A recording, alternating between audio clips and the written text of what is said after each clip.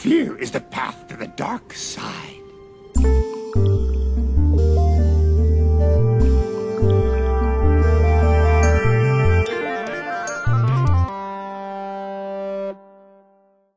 At issue, a national debt that has ballooned to more than $14 trillion. The United States is now borrowing $2 million a minute.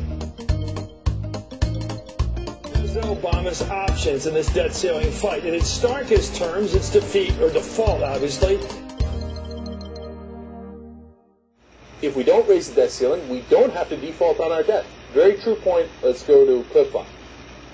As President Obama enters the negotiations over extending the government's borrowing authority, that is, the debt ceiling, there's some things that need to be understood. The first is that there is almost no chance the government will default on its debt payments, even if the debt ceiling is never raised. That's because revenues will continue to flow into the Treasury from income tax withholding, which will be more than enough to cover the debt payments. So the only way a default could occur would be if the Treasury Department inexplicably chose not to make the payments. He's absolutely right about actually all aspects of that. A closer look at the nation's balance sheet shows that the United States is already billions of dollars over the current debt limit, a debt that includes bonds that date back to the administration of George Washington. The federal debt ceiling is $14.294 trillion, set to be reached by August 2nd if Congress and the President don't reach a deal to extend it. As of the most recent accounting, however, the United States has $14.343 trillion in debt, which is $48.9 billion more than the debt limit. And that's because Congress over the years has exempted certain kinds of debt from the ceiling. So this whole argument about the ceiling is really just a ruse anyway. But for what?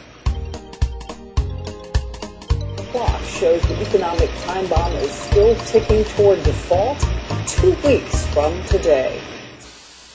So I saw that clock, and I immediately said to my buddy, you know, there's something strange about that. What's up with that clock? Why would there be a clock like that? Some kind of a countdown. And it made me think, maybe this clock is really for something else, some other kind of countdown. Sunday night, I was looking on different videos, and I found something that I think connects the two and answers my question, and I think ties it all together and is actually the real reason for the clock.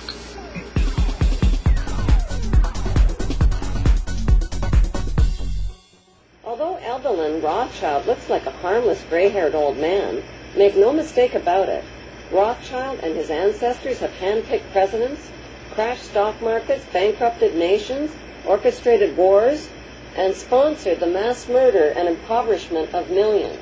In 1773, Mayor Rothschild invited 12 wealthy revolutionary-minded men to his goldsmith shop. Together, they formulated a plan to seize control of the world's wealth. They made a pact to secretly pool their money and influence to bankrupt the nations of the world and create a new world order. Ladies and gentlemen, the very word secrecy is repugnant in a free and open society. And we are, as a people, inherently and historically opposed to secret societies, to secret oaths, and to secret proceedings. Lord Rothschild and his ring of power hide their identities behind 13 city council members who stand in as their representatives. For we are opposed around the world by a monolithic and ruthless conspiracy that relies primarily on covert means for expanding its sphere of influence. Researchers estimate their wealth at close to $500 trillion, more than half the wealth of the entire world. The wealth hoarded by this one family alone could feed, clothe, and shelter every human being on Earth. On infiltration instead of invasion. The Rothschilds bought Reuters in the 1800s. On subversion instead of election. On November 30th, 2000, Lord Rothschild, now in his 70s, got married in London to a wealthy Zionist businesswoman named Lynn Forrester. The couple then jetted to Washington and spent their wedding night in the White House. On intimidation instead of free choice. Just months before 9/11, they moved to New York and settled into their 18th floor luxury palace at River House, where 2 private terraces offered them front row seats for the scheduled 911 show. It is a system which has conscripted vast human and material resources into the building of a tightly knit, highly efficient machine that combines military, diplomatic, intelligence, economic, scientific, and political operations. The thing is that when I started researching this, my bloody jaw was dropping, not just at the ritualistic and symbolic nature of what they did, but the scale and detail of it. Its preparations are concealed, not published. They have controlling interest in 3 major television networks and easily avoid media attention since they own it. Its mistakes are buried, not headlined. Its dissenters are silenced, not praised. No expenditure is questioned. Until recently, they owned and operated England's Royal Mint and continue to be the gold agent for the Bank of England, which they also direct. They control the LBMA, London Bullion Market Association, where 30 to 42 million ounces of gold worth over $11 billion are traded daily. They also fix the world price of gold on a daily basis and profit from its ups and downs. No secret is revealed. Reuters then bought the Associated Press, which selects and delivers the same news stories to the entire world, day after day. That is why the Athenian lawmaker Solon decreed it a crime for any citizen to shrink from controversy.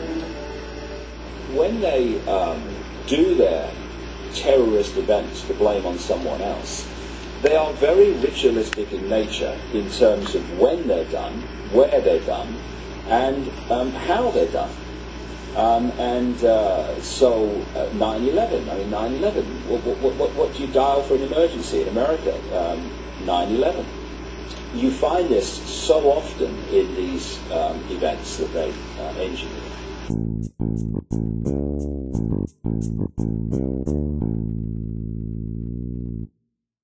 They operate phony charities and offshore banking services where the wealth of the black nobility in the Vatican is hidden in secret accounts at Rothschild Swiss banks, trusts, and holding companies.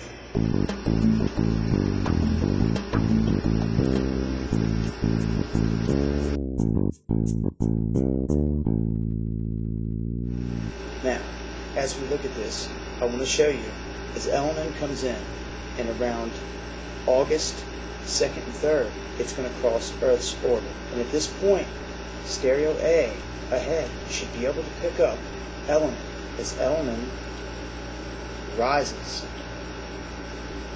all the way through the end of August.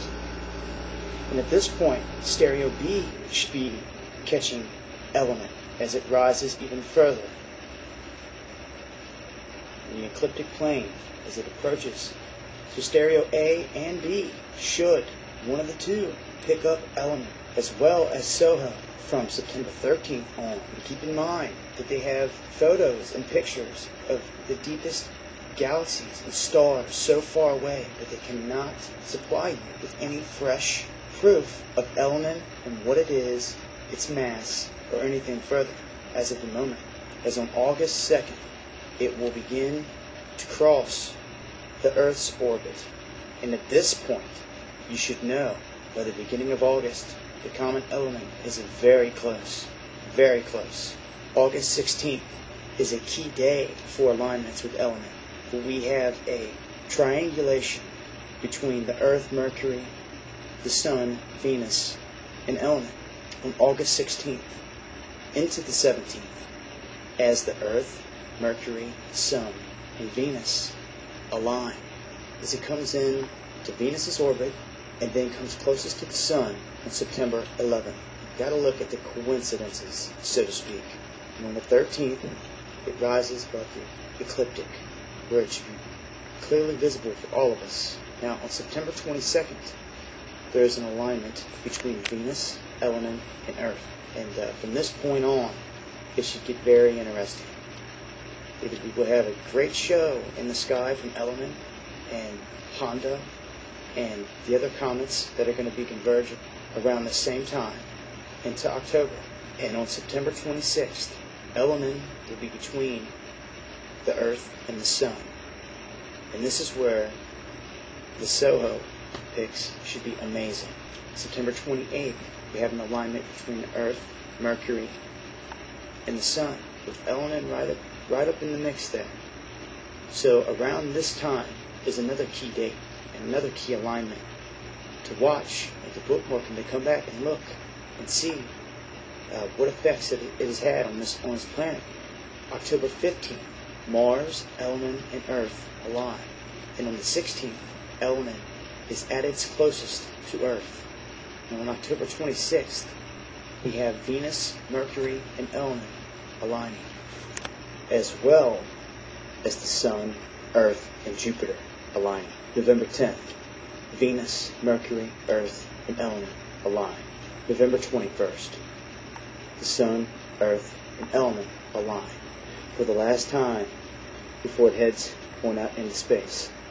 So, if comet ELENIN is a comet, that's great. It's what may come behind it, because the Atlanteans, the ancient Greeks, the Mayans, the Aztecs, the Inca of Machu Picchu, the Hopi, the Cherokee, and many other Indian tribes of North America all spoke of a cosmic demon, a dragon of the heavens, that came through and brought destruction, as well as the ancient Chinese, the Norse of ancient Europe, all the Mid-Eastern cultures, the Babylonians, the Sumerians.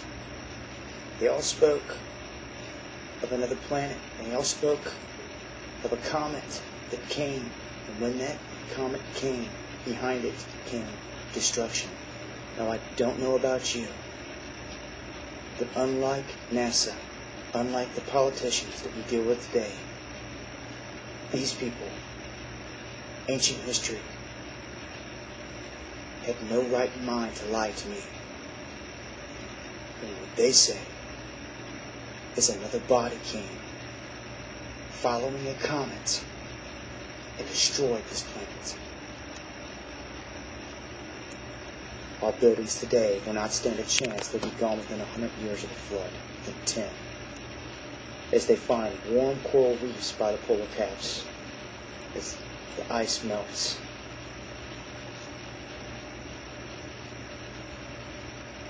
And you look at how small we really are.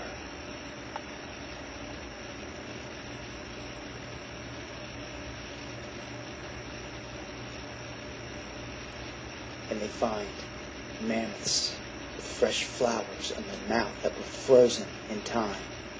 Pole shift. Ladies and gentlemen, it's happened. Awaken. Remember how small we are.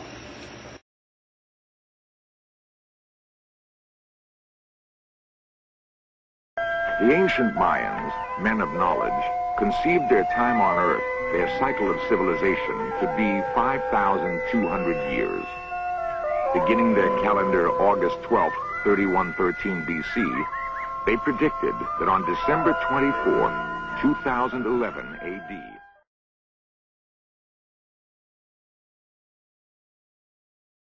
they predicted that on December 24, 2011 AD, a cataclysmic earthquake would terminate their cycle of civilization. New men of knowledge would then appear to fight the forces of evil and lead the people to create a world government. If the Mayan men of knowledge were right, in just 34 years, we may learn the answers to some of the ancient Mayan mysteries.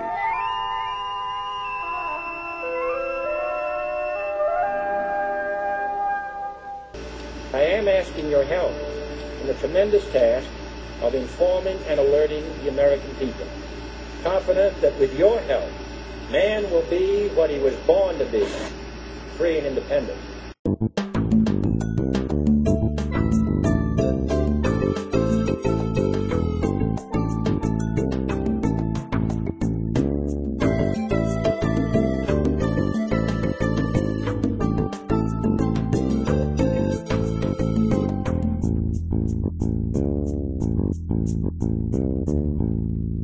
Fear leads to anger. Anger leads to hate.